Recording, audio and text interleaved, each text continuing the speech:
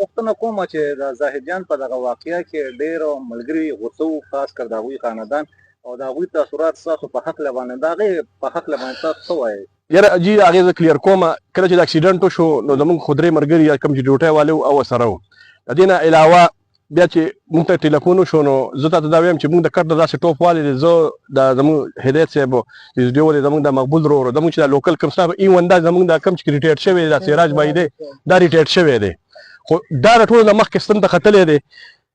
داسې کار زموږ خو ورور چا لیدلی دی. څوک چې یو ورور کله کله ورور مړ وي بیا هغه ته پته ولګي چې دا څه دي، دا د خلکو خبرې دي. موږ رالو زموږ ټول ملګري راله، موږ یې کور ته ځکه اطلاع نه کوله چې موږ هغه سنبال کړو. هغه موږ 112 ولا موږ راوغوښتو، موږ هسپتال ته بوتو، هلته مو دغه وکړو د پوسټ مارټم مو وکړو. زموږ بل یو ورور بختور هغه غریب حالات دومره خراب وو چې هغه ته یې کتل چې هغه ژړل او په هغه ډچ لګېدل. ماړو مې ما هغه ډاکټر له وویل چې لکه د بختور غم وکړه دته مې انجکشن نیم وکړه. نو موږ راوستو کور ته راوستو. ایون دا چې په امبولانس کې و د جامې موږ په خپله بدلې کړې. زما یو ملګری راغی ور وختل ژړا په دغه کې موږ جامې ورته بدلې کړې، هغه هم ښه پاک کړو.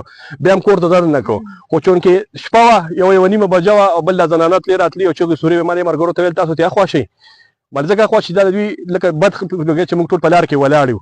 موږ لاړو 5 بجې بیا موږ پاڅېدو. نو 5 بجې زموږ بیا یو بله ډیوټي شروع کېږي. ډیوټي دا ده چې به موږ باندې افسر به خبرې، یونین به خبرې، سیکورټي به خبرې، دغه به خبرې. نو موږ په هغې کې اخته شو.